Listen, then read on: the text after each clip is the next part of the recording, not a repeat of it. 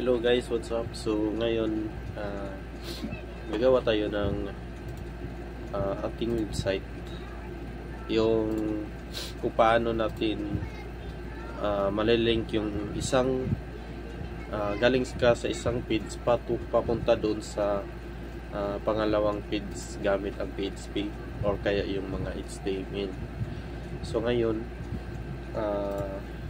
nag-run ako ng SAMP or nag-run na yung itong dalawang to, yung MySQL. Ito yung para sa database natin. Pwede naman walang database, pero most of the programming code is kailangan nyo ng database para makaran tayo sa po yung mga login. So ibang tutorial lang yun. Tapos itong Apache para to sa port saan dito natin na-access itong dalawang to. Ito yung sa database, ito naman yung sa Apache. So ngayon unang-una gumawa ako ng folder dito sa local drive disk C SAM. Tapos may SAM na nakalagay ito.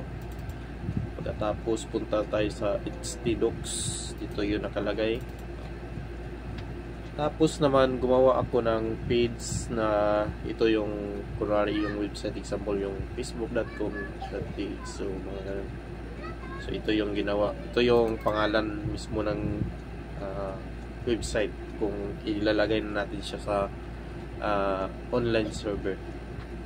So ngayon pasensya na may sinipot kasi. So ngayon mayroon na din akong Visual Studio Code. Ito yung kadalasan ginagamit ko sa mga web development ko. So inopen ko lang siya, tapos hanapin ko lang yung folder, open folder, yung folder na ginawa natin kanina, C, tapos htdocs at saka itong link, please select folder lang. So pagkatapos ito na yung yes, ito na yung kinalabasan pagkatapos nun. So pag tinitingnan natin dito, wala talaga siyang laman. So unang-una gagawa tayo ng isang page like index.html kung hindi kayo nakagamit ng mga server, or kaya mas maganda kung PHP na lang yung ilagay natin pag nakaran yung SAMP natin. Ito, pag meron tayo nito. Pero pag wala naman, HTML yung ilalagay natin dito, yung sa extension file niya. So ngayon gagawa tayo ng HTML document. Ganyan lang, punctuation tapos enter. So meron na tayo nitong title na lagyan natin ng dashboard na dashboard para sa tawag ito link page. Yan. So ngayon ito na yung default nya. Pero kung titingnan natin dito sa folder, meron nang naka-create na yan, index.php yung source file niya. So unang-una gagawa tayo, pupuntahan muna natin dito yung ginawa nating website. So meron na yun, kaso lang wala pang laman. So link page, yan. O ayan, wala siyang laman. Pero kung lalagyan natin ng title, example, this is my dashboard, yan. O, meron na yan, automatic na yan dyan. So ngayon pwede naman tayong gagawa ng, kadalasan kasi pumunta ako sa Bootstrap kasi Dito kasi mas pinadali yung pagdi-design natin ng isang website. So, unang-una, kung dito, ito yung gagamitin natin, copy lang natin tong CSS dito sa head, Alt Z para mawala yung yung ganyan, para hindi ka na mag-scroll papunta dyan. Alt Z lang, Z. Tapos ilalagay din natin yung kanilang JavaScript link. Ito, bundle na yan. Tapos paste natin dito. Okay, so running na yung Bootstrap natin. So example, gagawa muna tayo ng gagawa tayo ng isang link.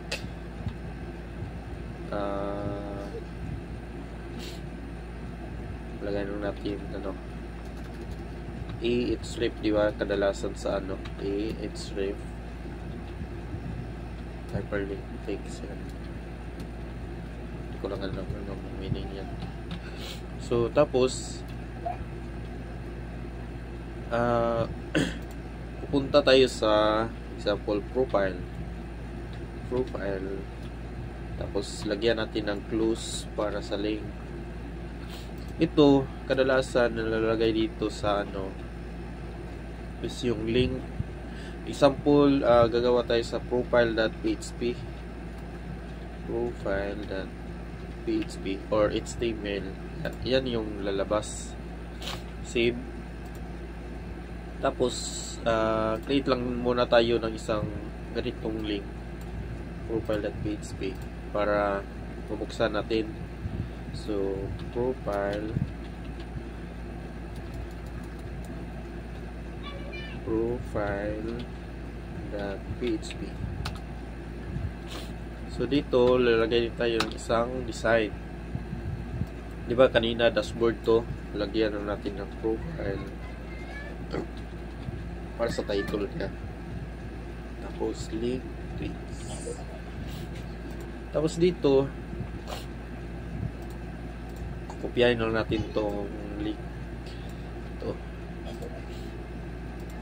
Tapos Z, copy din natin tong bundle ng JavaScript. Okay, so tapos dito gagawa na naman tayo na header 1. Gawin natin, this is my profile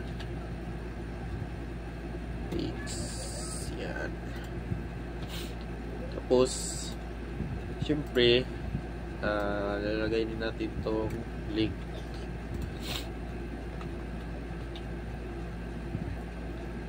Tapos dalaway na natin para ito isa sa index.php. Tapos ang ilagay natin dito is dashboard. Copy na din natin itong dalawa papunta dito. So meron na tayong dalawang link na makikita doon. So lagyan natin ng BR na lang to, or brick group.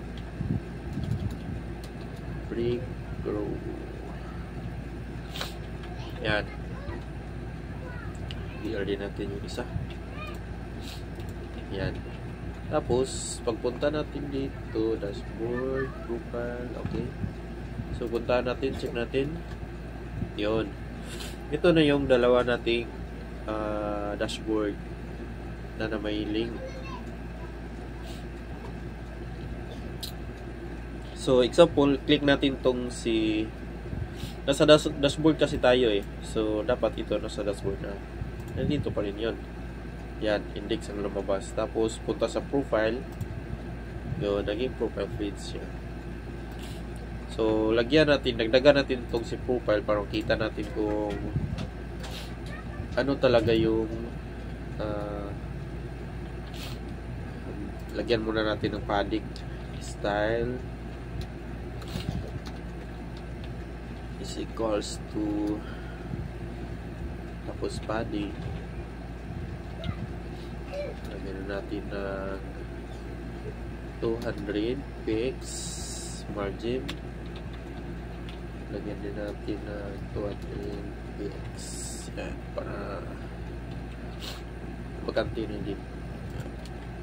Yan, ang layo. Lagyan na natin ng 20. Yan, adjust konti. Ito gawin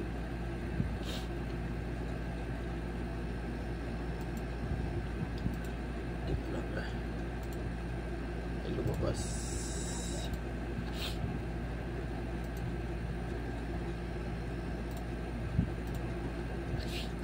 And tapos nasa na yun 2020. Yan, yan, medyo na siya umanti. So sa ngayon, lagyan natin ng meron na tayong dalawang yan, dashboard. So yun lang, sobrang bilis lang yung paggawa ng ng dalawang link. Lagyan din natin ng example isa. Dagdagan natin ng isang page. Ito naman gawin nating about. Yan. Tapos about PHP. Tapos dito paste din natin dito. Tapos try natin lagyan ng class equals to activity.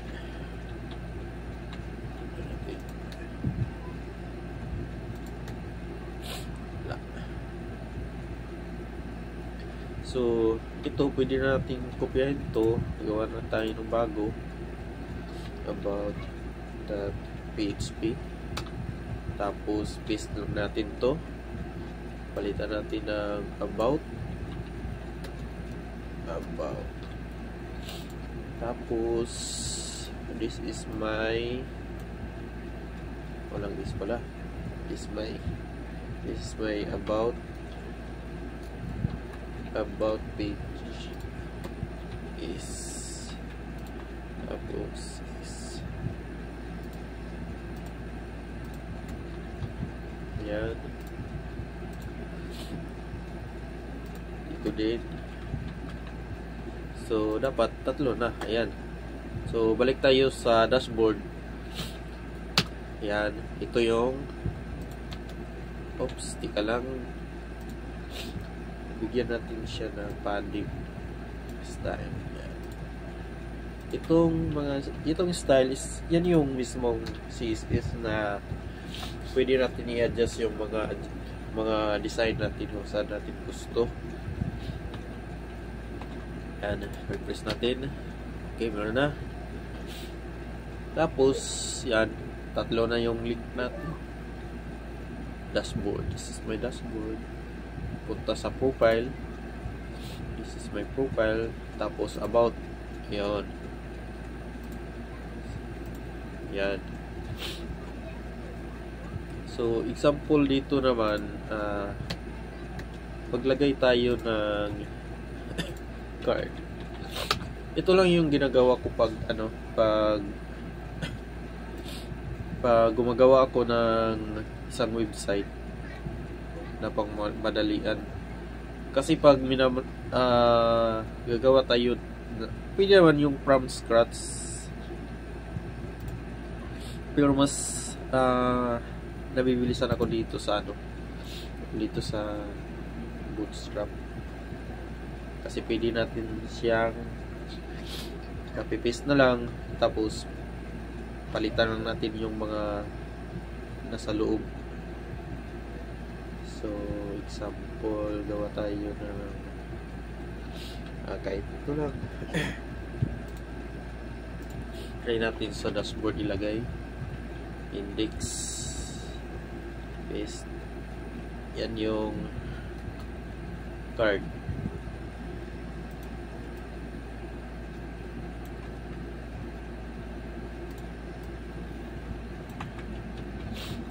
So refresh. Yan, meron na siya. nakalagay dito. So ito lang, sobrang bilis lang. Dashboard, profile, ayan, wala. Tapos palitan natin ang ibang ano naman, ito insert sa profile. Ayan. Tapos iba naman dito sa about. Ito lang.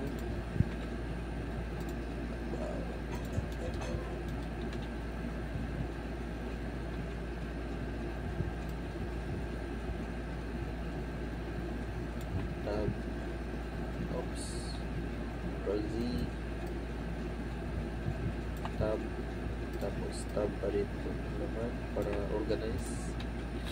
Yan. So mayroon na tayong mga laman sa bawat isang page.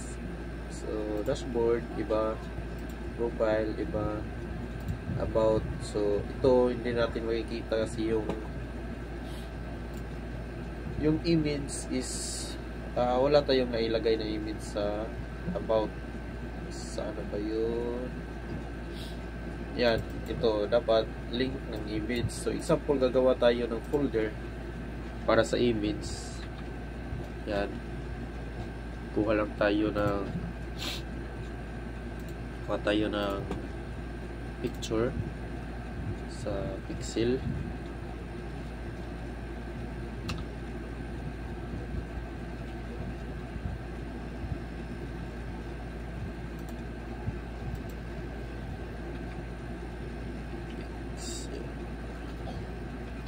Apa yun? Okay. So yan, download na tayo yung isang picture.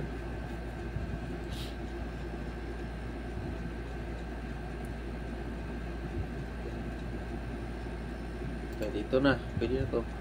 Download natin.